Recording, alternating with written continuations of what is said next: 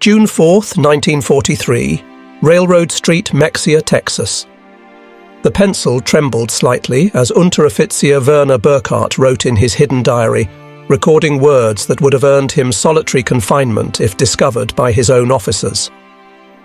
The Americans must be lying to us.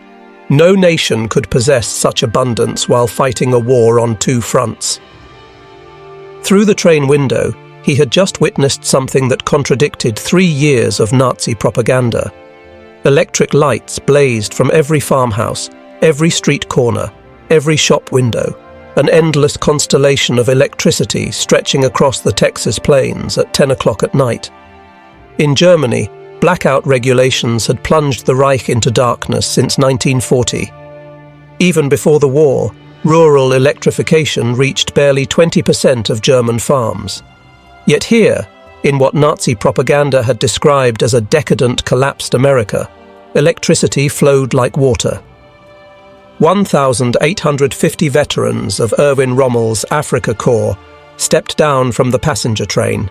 Not cattle cars, not freight wagons, but cushioned Pullman coaches with dining services and sleeping berths.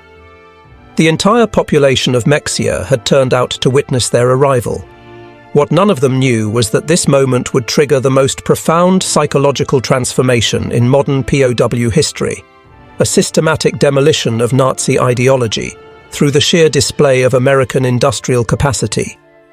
The mathematics of Allied victory were being written not in battle plans, but in production statistics that would soon shatter every assumption these soldiers carried about their enemies, their homeland, and their cause. The collapse had begun on May 13, 1943, in Tunisia. General Jürgen von Arnim, Rommel's replacement, surrendered along with approximately 250,000 to 275,000 German and Italian soldiers. The numbers varied as scattered units continued surrendering over several days. The Wehrmacht's most experienced desert fighters, men who had driven the British back to Egypt, who had earned the grudging respect of Montgomery himself, were suddenly prisoners. Among them was Hauptmann Friedrich Radke, holder of the Iron Cross First Class, veteran of the France campaign, wounded twice in North Africa. His diary, discovered decades later in the National Archives, would provide historians with the most detailed account of the psychological impact of American captivity on German soldiers. The journey from defeat to revelation began in the port of Oran, Algeria. As Radke and 30,000 other POWs waited in makeshift camps for transport ships, American efficiency was already beginning to crack their preconceptions.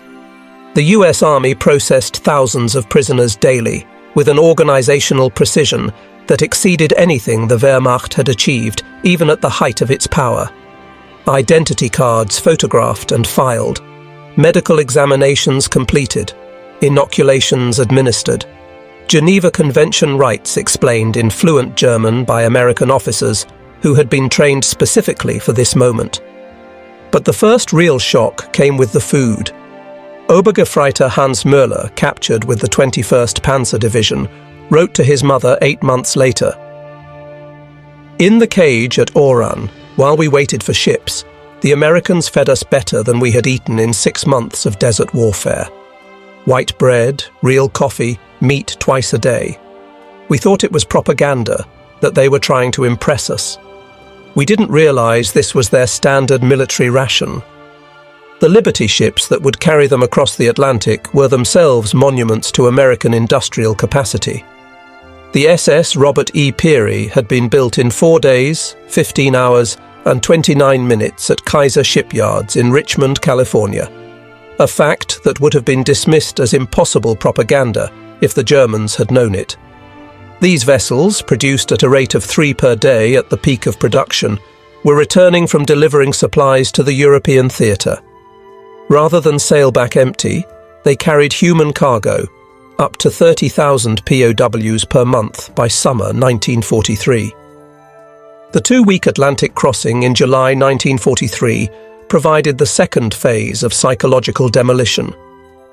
Feldwebel Kurt Zimmermann of the 90th Light Division kept a detailed account that survived in letters to his family after repatriation. The ship's crew, he noted, disposed of more food waste each day than his entire company had received in weekly rations during the final months in Africa. The American sailors threw away half-eaten steaks, whole loaves of bread, gallons of milk that had sat too long, Zimmerman wrote. They did this openly, without thought. Not to mock us, but because to them this waste meant nothing. Their supply was limitless. The ships themselves became floating classrooms in American power. POWs discovered that the vessel carrying them was one of 2,710 Liberty ships that would be built during the war, each one requiring 250,000 parts, assembled from components manufactured in 32 states. The engines, they learned from talkative American guards, were built in 3 separate factories, each producing 900 horsepower cylinders that were then assembled in ports that had barely existed 2 years earlier. Lieutenant Colonel Wilhelm von Steuben, whose aristocratic Prussian family had served in every German war since Frederick the Great, would later write in his memoirs, "As our ship approached the American coast, I watched the radar antenna rotating above the bridge. This technology, which we believed only we and perhaps the British possessed in limited quantities, was standard equipment on a cargo vessel. It was then I first suspected that Germany had already lost the war." August 2nd, 1943. Norfolk Naval Base, Virginia. The first sight of America shattered the last remnants of Nazi propaganda about American industrial weakness. The Norfolk base sprawled across 4,300 acres, its docks stretching for miles, its cranes loading and unloading dozens of ships simultaneously. In a single day, this one port handled more tonnage than the entire German port of Hamburg managed in a week. Gefreiter Johann Weber, a factory worker from the Ruhr before his conscription, counted 47 cargo ships in various stages of loading or unloading. Each crane, he noted in his secret diary, lifted loads that would have required a dozen men and horses in Germany. They moved with electric power, smoothly, continuously, without the coal smoke that choked our industrial cities. The prisoners were formed into columns for the march to the waiting trains. Along the route, they passed parking lots filled with civilian automobiles, hundreds of them, belonging to dock workers. In Germany, private automobile ownership remained a privilege of the wealthy and the party elite. The Volkswagen, promised to the German people since 1934, remained a propaganda dream with fewer than 1,000 ever delivered to civilians. Here, ordinary labourers drove to work in their own cars. But nothing prepared them for the trains themselves. Not boxcars, not the 40 and 8 wagons, 40 men or 8 horses, that had carried German troops across Europe, but full passenger coaches. Pullman cars with padded seats that converted to sleeping berths, dining cars with white tablecloths and silver cutlery, observation cars with panoramic windows. Hauptmann Radke wrote, "We boarded like tourists, not prisoners." The American guards seemed almost embarrassed by the comfort. One sergeant apologized that the air conditioning wasn't working properly in our car. Air conditioning. In August. We had believed such luxury existed only in Hitler's personal train. The 3-day train journey from Norfolk to the camps of Texas and Oklahoma would prove more destructive to Nazi ideology than any military defeat. As the trains rolled through Virginia, the prisoners pressed their faces against windows, witnessing an America that couldn't exist according to everything they had been told. Every small town blazed with illumination. Martinsville, Danville, Greensboro, communities that in Germany would have been lucky to have a single electric street lamp displayed illuminated shop windows, electric signs, houses with lights burning in multiple rooms. The trains passed factories running night shifts, their windows glowing, parking lots full even at midnight.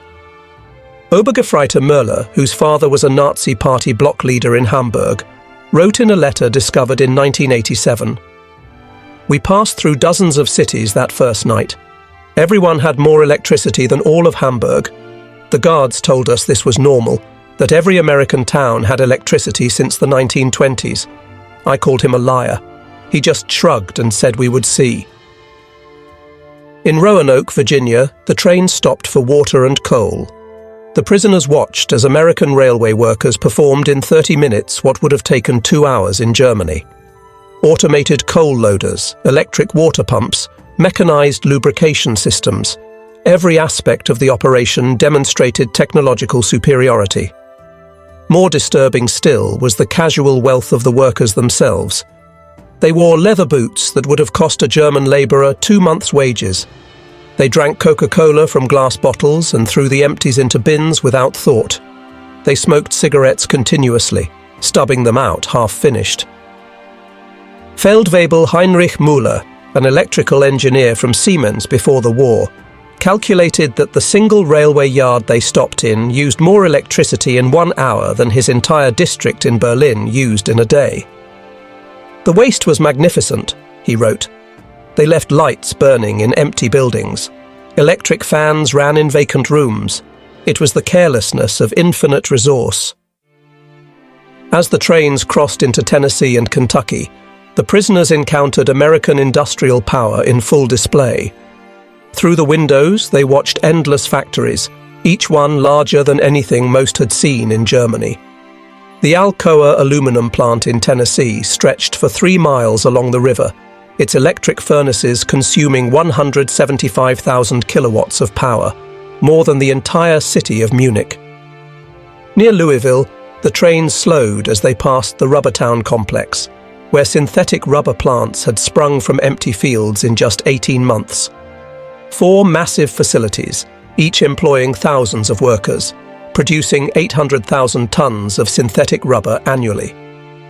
Germany, despite inventing the process, had never managed more than 120,000 tons in its best year. Oberleutnant Erich Hoffmann, a chemist from IG Farben, understood the implications immediately. In a post-war interview, he recalled, "I knew those plants. I could see the distillation columns, the catalytic crackers. Each facility was more advanced than anything we had built, and there were 4 of them, just in this one location. They told us there were dozens more across the country." The trains passed Ford's Willow Run plant outside Detroit, visible from miles away. This single factory, built in just 9 months, produced a B-24 Liberator bomber every 63 minutes. At peak production, 42,000 workers assembled bombers from 1,550,000 parts manufactured by 1,500 subcontractors. The plant consumed 2.5 million square feet of floor space and used more electricity than the entire German city of Cologne. Hauptmann Werner Kleist, a Luftwaffe pilot shot down over Tunisia, pressed his face against the window as they passed. He counted 17 B-24s in various stages of completion visible from the train. We had been told American planes were inferior, hastily built, would fall apart in combat. But I could see the precision of the assembly lines, the quality of the construction. These were not inferior aircraft. They were simply built faster than we could imagine possible. The deeper the trains penetrated into America, the more complete became the destruction of Nazi mythology. In St. Louis, they crossed the Mississippi River on the Eads Bridge, while below them, barges carried more grain than the entire German harvest of 1942. The prisoners could see grain elevators stretching along both banks, each one holding enough wheat to feed a German city for months. Unteroffizier Karl Schmidt, a farmer's son from Bavaria, wrote in his diary, "The Americans transport food as we transport ammunition, in endless quantities, without concern for loss. I watched them loading a single barge with enough wheat to feed my entire village for 5 years. The crane operator was eating a sandwich with meat thicker than our weekly ration." In Kansas City, the train stopped at a massive stockyard where tens of thousands of cattle waited for slaughter. The smell of meat-packing plants filled the air for miles.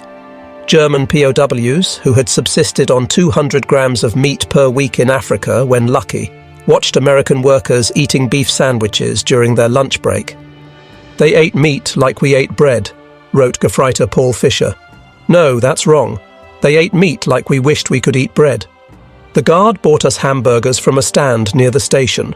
Meat, cheese, vegetables on white bread for 15 cents. He bought 20 of them without thinking, paid with a single dollar bill. This was not special. This was their normal food. The arrival at the camps themselves provided the next level of cognitive demolition. Camp Hearne, Texas, built in just 4 months, housed between 3,000 and 4,800 prisoners in conditions that exceeded what most had known as civilians. Wooden barracks with electric lights, flush toilets, hot showers, and steam heat. Each building constructed with more lumber than entire German villages possessed. The camp hospital astounded the medical personnel among the prisoners. Oberarzt, Lieutenant Colonel Dr. Friedrich Bauer, Chief Surgeon of the 164th Light Division, found himself in a facility better equipped than most German civilian hospitals. X-ray machines, surgical equipment, pharmaceutical supplies that had been unavailable in Germany since 1941, all standard provision for enemy prisoners. They had penicillin, Dr. Bauer would later testify, this miracle drug that we had only heard rumors about. They used it freely, even on prisoners with minor infections. German soldiers were dying for want of basic sulfur drugs, and the Americans were giving us their most advanced medicine without hesitation. The camp kitchen became another classroom in American prosperity. Prisoners assigned to cooking duties discovered walk-in refrigerators, electric mixers, automated dishwashers, and gas ranges that could prepare meals for 5,000 men. The daily ration included fresh milk, eggs, meat, vegetables, and white bread, quantities that German civilians hadn't seen since 1939. Feldwebel Otto Krebs, a former hotel chef from Munich, wrote, "Today we threw away more food than my family has seen in 3 years. Not spoiled food, simply excess. The American regulations require we prepare 10% more than needed to ensure every prisoner receives full rations. The surplus is discarded. I wept as I threw perfectly good bread into the garbage." By September 1943, the labor shortage in American agriculture led to the employment of POWs in fields and factories across the country. This decision, driven by necessity, would prove more destructive to Nazi ideology than any propaganda program could have achieved. Groups of prisoners were trucked daily to work sites, traveling through the American heartland without blindfolds or restricted routes. They saw everything: the endless fields of corn and wheat, the factories running 3 shifts, the shops full of goods, the parking lots full of cars, the houses with refrigerators and radios. At a cotton gin outside Houston, Unteroffizier Herbert Lang watched a single machine process more cotton in 1 hour than his entire village could have handled in a month using traditional methods. The gin was powered by electricity from the Colorado River Authority, part of a rural electrification program that had brought power to 90% of Texas farms by 1943. The farmer who owned the gin was nobody special, Lang recorded. Not aristocracy, not a party member, just a farmer. Yet he had electricity, running water, a truck, a car, and a tractor. His workers, including the Negroes, ate lunch from boxes containing more food than German workers received in a week. And this was normal. Every farm we passed was the same. In Nebraska, prisoners worked in sugar beet fields, witnessing agricultural mechanization that defied comprehension. A single combine harvester, they learned, could do the work of 100 men. The fields stretched to the horizon, each one larger than entire German counties. The farmers spoke casually of yields that would have been fantasy in Germany, 60 bushels of wheat per acre compared to Germany's 30 on the best land. Gefreiter Wilhelm Hoffmann, working on a farm outside Scottsbluff, wrote, "The farmer's son, a boy of 16, drove a tractor worth more than everything my father had earned in his lifetime." When I mentioned this, the boy laughed and said it wasn't even a particularly good tractor. His father was waiting for a new model from John Deere that would be even better. The most devastating revelations came to those prisoners who worked near or in American factories. While Geneva Convention rules prohibited direct war production work, POWs could work in industries that freed American workers for military production. This technicality allowed thousands of German prisoners to witness American industrial capacity firsthand. At a Campbell's soup factory in New Jersey, prisoners watched production lines that processed more tomatoes in a single day than most German factories handled in a month.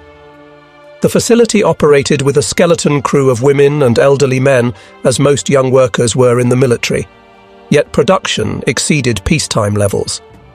Stabsfeldwebel Ernst Wagner, who had worked in a German food processing plant before the war, documented the experience. Everything was automated: electric conveyor belts, automatic filling machines, steam cookers that processed hundreds of cans simultaneously. One elderly woman monitored controls that managed what would have required 50 workers in Germany. She did this while listening to a radio and drinking coffee. Near Detroit, prisoners unloading coal at a power plant gained glimpses of the automotive industry's conversion to war production. The River Rouge complex, visible across the water, employed 100,000 workers producing jeeps, aircraft engines, and tanks. The plant consumed 1.5 million kilowatts of electricity daily, more than the entire city of Hamburg. "We could see the parking lots," wrote Obergefreiter Franz Kellner. "Thousands of cars belonging to workers. Workers. In Germany, even our officers rarely owned cars. Here, factory workers drove to work. The guard told us many workers owned 2 cars, one for work, one for family use. We thought he was mocking us." By winter 1943, the cumulative impact of these observations was producing what American intelligence officers called ideological collapse syndrome among the prisoners. The Special Projects Division, the secret re-education program run by the Provost Marshal General's office, documented increasing numbers of prisoners requesting access to American newspapers, books, and educational materials. Major Paul Neuland, a member of the monitoring team, reported in December 1943. "The prisoners no longer argue when shown production statistics. They have seen too much. The most fanatical Nazis have become quiet. They still maintain loyalty to Germany, but no longer speak of victory. Many openly question what they were told about America." The camp newspapers, produced by prisoners themselves, began reflecting this transformation. Der Ruf, The Call, published at Fort Kearny, Rhode Island, gradually shifted from defiant nationalism to discussions of democracy, economic systems, and post-war reconstruction. The editors, carefully selected anti-Nazi prisoners, found their audience increasingly receptive. Lieutenant Hermann Goetz, captured with the 10th Panzer Division, wrote in a letter that passed American censors, "We were told America was a mongrel nation, weak, divided, controlled by Jews, incapable of military prowess. Every day I am here, I see the opposite. This is the most organized, unified, and powerful nation on earth. We were told fairy tales by criminals."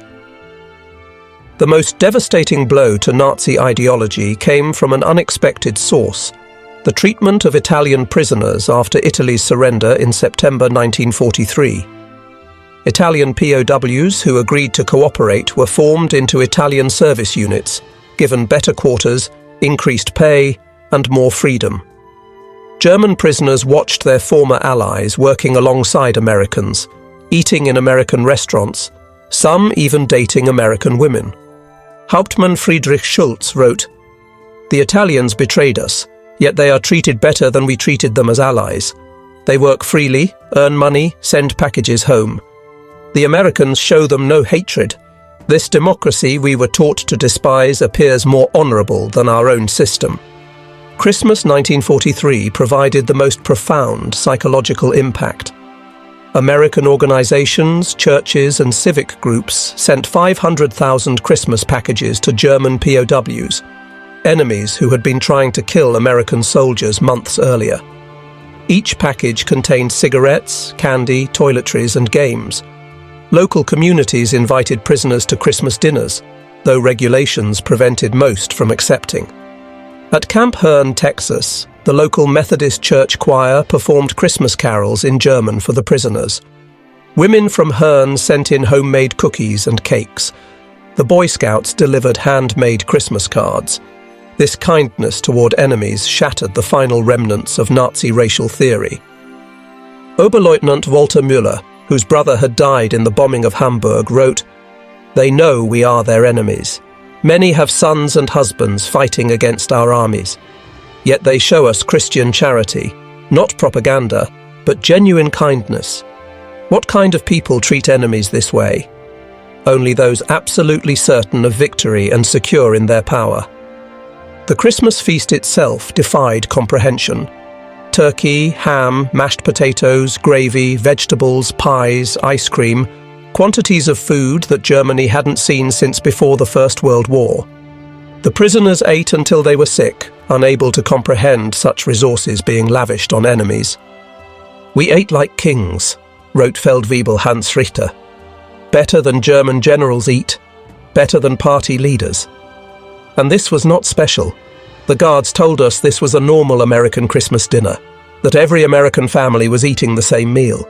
If they can feed prisoners this way, what must their own soldiers eat? By early 1944, over 40,000 German prisoners were enrolled in educational programs. They studied English, American history, mathematics, and sciences. The University of Chicago provided correspondence courses. Stanford University sent professors to lecture on democracy and economics. The thirst for knowledge was insatiable. Prisoners who had been told Americans were cultureless barbarians discovered libraries with millions of books, universities that welcomed all social classes, scientific research that led the world. They read American newspapers freely, comparing multiple viewpoints, something impossible in Nazi Germany. Hauptmann Dr. Wilhelm von Braun, a physicist conscripted from the Kaiser Wilhelm Institute, attended lectures on atomic physics at Camp Shelby. He later wrote, "American professors, including Jewish refugees from Germany, taught us without hatred. They spoke of science as universal, belonging to all humanity. They were years ahead of German research, and they shared knowledge with enemies. This generosity of spirit was incomprehensible to minds shaped by Nazi ideology. The camp theaters showed American films, not propaganda, but regular Hollywood productions. Prisoners watched Gone with the Wind, seeing a depiction of American defeat and recovery that resonated with their own situation. They saw The Grapes of Wrath, amazed that Americans would show such self-criticism to enemies. They hide nothing," wrote Lieutenant Joseph Kramer. "They show their problems, their failures, their conflicts. Yet this honesty makes them stronger, not weaker. In Germany, such criticism would mean death. Here it is considered patriotic." Spring 1944 brought expanded prisoner labor programs as American production reached its peak. German POWs worked in canneries, mills, and fabrication plants, witnessing the full might of American industrial capacity. The numbers told a story that no propaganda could counter. At the Higgins Boat Factory in New Orleans, prisoners unloaded steel that would become landing craft for D-Day. They watched as workers assembled 700 boats per month, each one requiring 20,000 parts. The factory employed 20,000 workers, including thousands of women who operated cranes, welded hulls, and managed production lines. Stabsfeldwebel Kurt Zimmermann wrote, "Women doing men's work, Negroes operating complex machinery, teenagers running drilling equipment, everything, we were told, was impossible in a democracy. Yet production never stopped. 3 shifts, 24 hours, 7 days a week. They produced more boats in a month than our entire Navy built in a year." At Republic Steel in Ohio, prisoners witnessed the production of 10,000 tons of steel daily. The blast furnaces ran continuously, fed by endless trains of iron ore from Minnesota and coal from Pennsylvania. The scale defied German comprehension. This single plant produced more steel than the entire Ruhr at its peak.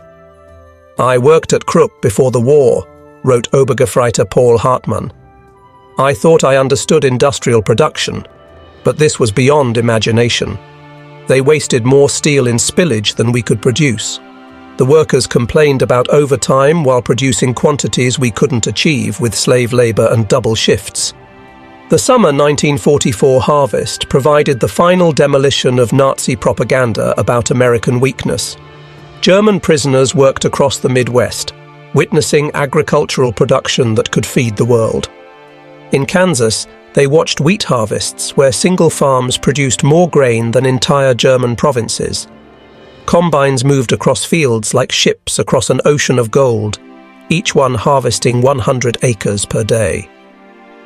The grain elevators they filled could hold more wheat than Germany imported in an entire year. Unteroffizier Franz Weber, a farmer from East Prussia, wrote, "One American farmer with machinery does the work of 100 German farmers. They showed me aerial photographs of the wheat fields, thousands of square miles of grain. They could lose half their harvest and still have more than all of Europe combined." In California's Central Valley, prisoners picked fruit in orchards that stretched beyond the horizon. They watched as perfectly good fruit was discarded for minor blemishes, fruit that would have been treasured in Germany. Entire crops were sometimes ploughed under to maintain prices, a concept that caused psychological breakdown among prisoners from hunger-ravaged Germany. "They destroyed food to keep prices stable," wrote Gefreiter Otto Schulz. "Mountains of oranges bulldozed into pits because they had too many. We begged to be allowed to send them to Germany, to our families. The guards were sympathetic, but explained it was impossible. The waste was strategic, proof of unlimited resources." June 6, 1944. When news of the Normandy invasion reached the camps, German prisoners experienced their final ideological collapse. The scale of the operation, 6,000 ships, 11,000 aircraft, 150,000 men in the first wave, demonstrated American organizational capacity beyond Nazi Germany's wildest dreams. Prisoners at Camp Shelby watched newsreels of the invasion within days. They saw the endless streams of ships, the artificial harbors, the supply system that delivered 15,000 tons daily across open beaches. They watched their homeland being crushed by the very nation they had been told was too weak to fight. Oberst Friedrich von Steuben wrote, "We knew then that everything was lost, not just the war, but the entire Nazi project. We had challenged the world's greatest industrial power with fairy tales and racial mythology. We sent horses against their trucks, rifles against their automatic weapons, courage against their unlimited resources." Throughout their captivity, German prisoners experienced something that challenged Nazi ideology more than any material wealth: American humanity. Despite propaganda depicting Americans as weak and sentimental, POWs discovered a people secure enough in their strength to show mercy. When Gefreiter Hans Müller's son died in the Hamburg bombing, the American camp commander personally delivered the Red Cross message and offered condolences. When Lieutenant Paul Fisher's wife wrote that she was struggling to feed their children, American church groups sent food packages to her in Germany, enemy civilians in a nation America was actively bombing. They separated the German people from the Nazi regime, wrote Hauptmann Otto Kleist. They said they were fighting Hitler, not Germans. This distinction, which seemed like propaganda, proved genuine. They prepared us to rebuild Germany after the war, not to destroy it. The medical treatment particularly affected prisoners. German doctors worked alongside American medical staff, learning new techniques, using advanced equipment. Prisoners received operations that would have been available only to the elite in Germany. Mental health treatment, virtually unknown in the Wehrmacht, was provided to traumatized soldiers. Dr. Friedrich Bauer wrote, "They treated attempted suicides with counseling, not punishment. Prisoners with mental breakdowns received therapy, not beatings. This humanity toward enemies revealed a strength we never understood, the confidence of true power." By March 1945, the secret re-education program had produced remarkable results. Over 25,000 prisoners had volunteered for democracy courses. The camp newspapers published articles about constitutional government, free markets, and civil rights. discussion groups debated Germany's future after the war. The program's success exceeded all expectations. Prisoners who had arrived as fanatical Nazis were writing essays about democratic reconstruction.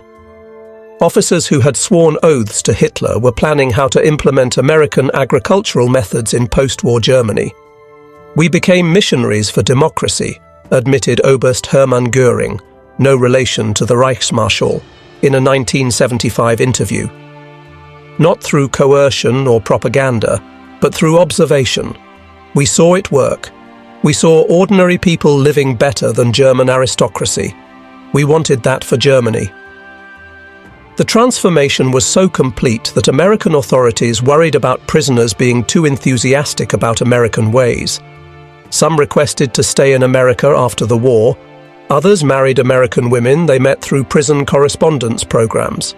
Thousands would eventually emigrate to America in the 1950s.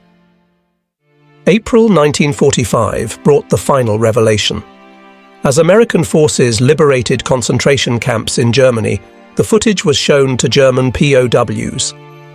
Many refused to believe it initially, claiming it was propaganda. But the evidence was overwhelming. Testimony from American soldiers, photographs, newsreels, and eventually letters from Germany confirming the horror. The psychological impact was devastating.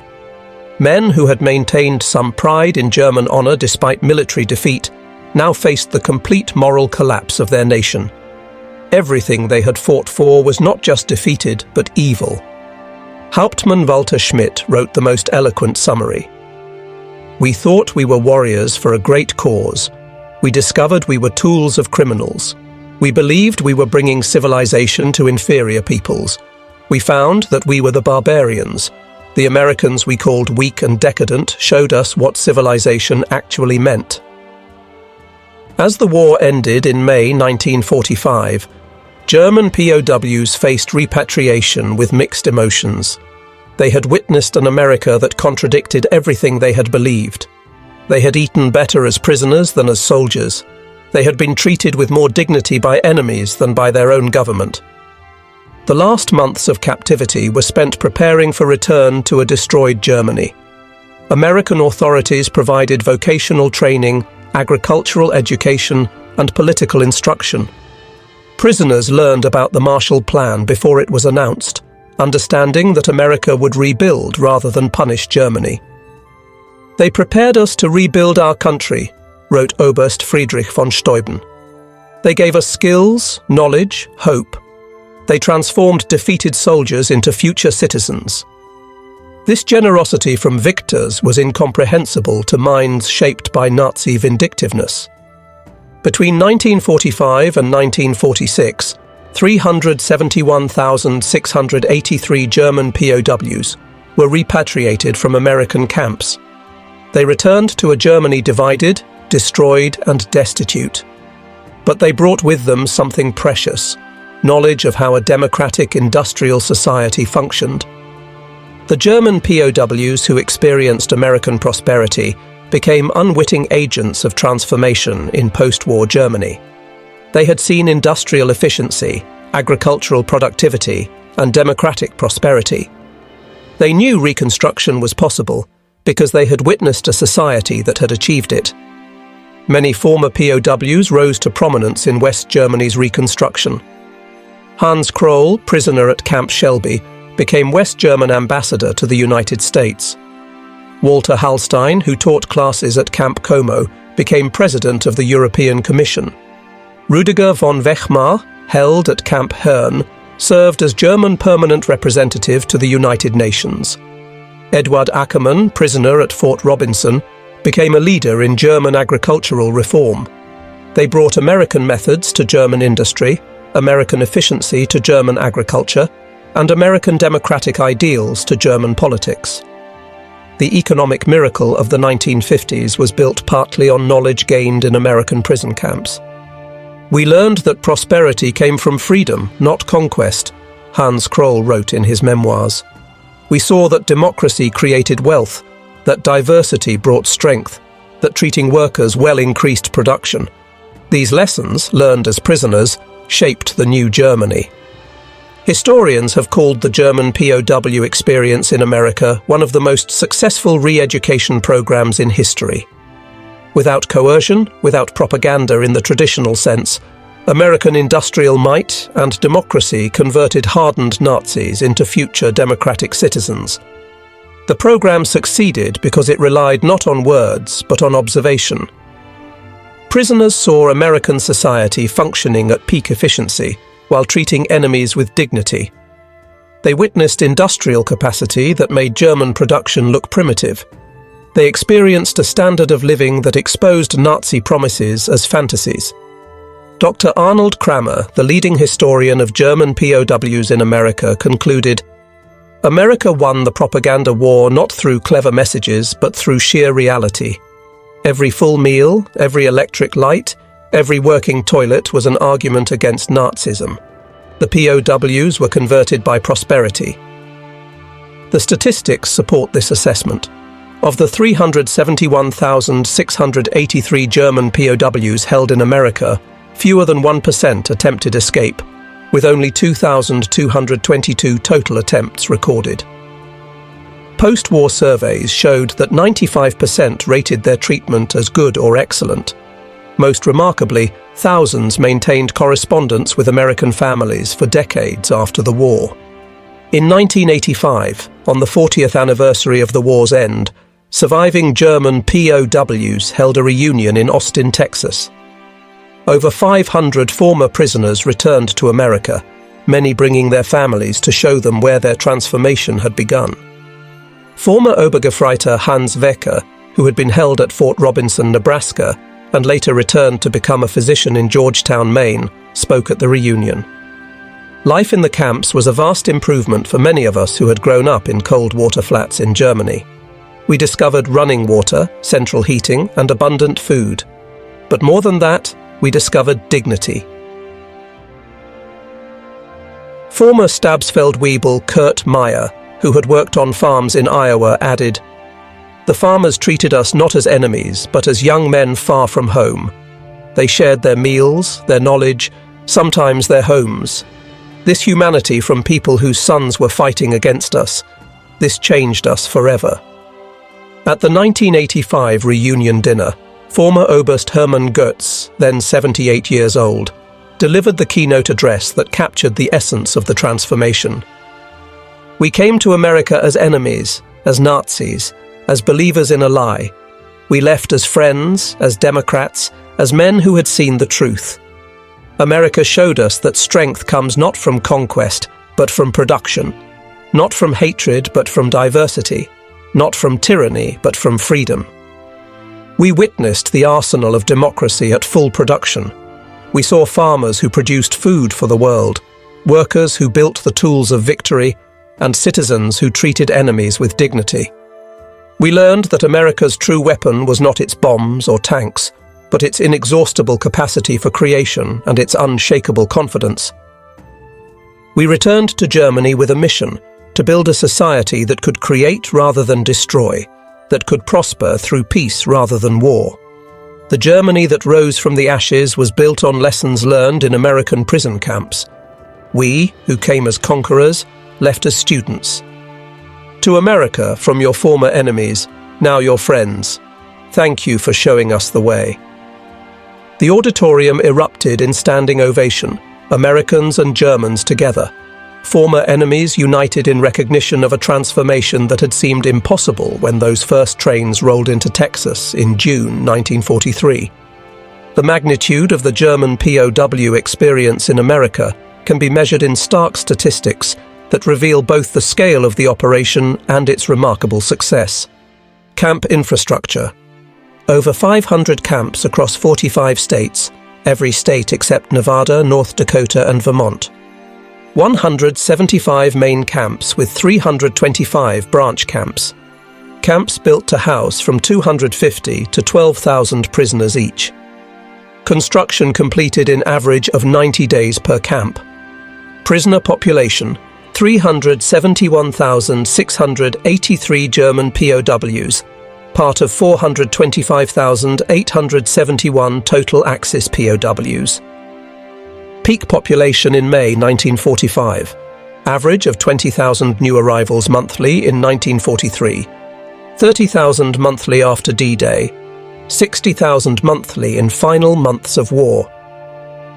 Labour contribution: 14 million man-days of agricultural labour, 100 million board feet of lumber processed, $230 million in labour value, 1940s dollars. 80 cents daily wage per prisoner. Prisoners filled critical labour shortages in 46 states. Escape statistics: only 2,222 escape attempts from over 371,000 prisoners, 0.6%. 0 successful permanent escapes. Most escapees recaptured within 24 hours. No American civilians harmed by escaped POWs. Educational programs: 40,000 plus enrolled in educational courses. 135 camp newspapers published. 30,000 taking English classes. 15,000 in vocational training. University correspondence courses for 8,000. Post-war immigration: approximately 5,000 former POWs emigrated to US after war. 12,000 plus maintained correspondence with American families. Average correspondence duration: 31 years. Many returned as tourists or business partners. Treatment assessment: 95% rated treatment as good or excellent. 74% believed captivity positively changed their worldview. 61% expressed interest in learning about democracy. Less than 10% maintained strong Nazi beliefs by 1945. The German POWs who experienced American industrial might didn't just witness history, they were transformed by it. Their captivity became education, their defeat became enlightenment, and their imprisonment became liberation from the ideological chains of Nazism. In the end, America's greatest victory was not on the battlefield, but in the prison camps, where overwhelming evidence of democratic prosperity accomplished what armies could not: the complete transformation of enemy minds. The POWs had arrived believing in German superiority and American weakness. They left knowing the truth. American industrial might was not just overwhelming, it was incomprehensible to minds shaped by scarcity and tyranny. The trains that had brought them into captivity in 1943 had carried warriors of the Third Reich. The ships that returned them to Germany in 1946 carried architects of democracy. They had seen the future, and it worked. Their story stands as testament to a profound truth. The most powerful weapon in America's arsenal was not military might, but the simple, overwhelming evidence of a free society's capacity to create abundance. The German POWs were stunned by American industrial might, but ultimately they were converted by it. In their transformation lay the seeds of Europe's post-war redemption and the final defeat of the Nazi dream. They returned to Germany not as defeated enemies, but as witnesses to what free societies could achieve. The economic miracle that transformed West Germany in the 1950s was built on foundations laid in American prison camps, where enemy soldiers learned that prosperity came not from conquest, but from freedom, not from racial superiority, but from human dignity, not from totalitarian control, but from democratic cooperation. The German POWs had arrived in America expecting to find a weak, divided nation on the verge of collapse. Instead, they discovered an industrial colossus of unlimited power and surprising humanity. They had come as prisoners of war, but left as witnesses to the arsenal of democracy at its absolute peak. In their awe at American abundance lay the psychological seeds of the Atlantic Alliance, the Marshall Plan, and the democratic reconstruction of Germany. They had seen America, and they would never be the same. Their children would grow up in a democratic Germany allied with the United States, a partnership built on the transformation that began when 1850 Afrika Korps veterans stepped off a train in Mexia, Texas, and discovered that everything they believed was wrong. The story of German POWs in America is ultimately a story of redemption through revelation. It proves that sometimes the greatest victories are won not through destruction, but through demonstration, Not through propaganda, but through prosperity. Not through hatred, but through humanity.